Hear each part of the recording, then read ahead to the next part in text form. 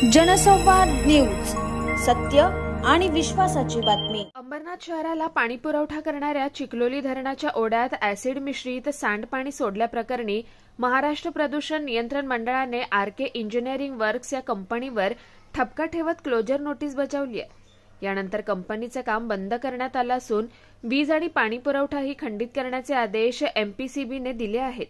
तर कंपनीने मात्र आपल्यावर झालेली कारवाई चुकीची असल्याचा दावा केलाय।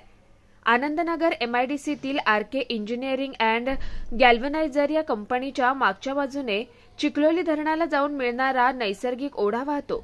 याच ओढ्यात एक रासायनिक सांडपाण्याचा ओढा सोडण्यात आलाय। या ओढ्यात हायड्रोक्लोरिक ऍसिड आणि रस्ट मिश्रित सांडपाणी सोडलं जात असल्याचा धक्कादायक प्रकार।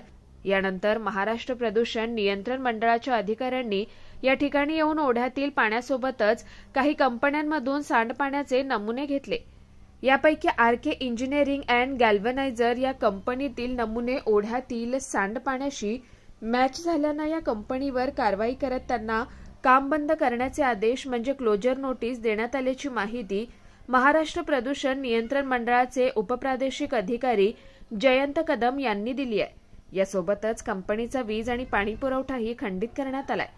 दरम्यान या कारवाईनंतर आमच्या कंपनीने प्रदूषित पाणी ओढ्यात सोडलं नसल्याचा दावा करत आरके इंजिनिअरिंग कंपनीने एमपीसीबीच्या कारवाईवरच प्रश्नचिन्ह उपस्थित केलाय। मात्र काही झालं तरी धरणाचं पाणी नासवणाऱ्या प्रदूषणकारी कंपन्यांवर कारवाई गरजेचीच असून ज्या कंपन्या प्रदूषण करताना आढळतील त्यांच्यावर तात्पुरती नव्हे तर कायमस्वरूपी काम बंद करण्याची कारवाई होण्याची शक्यता आहे।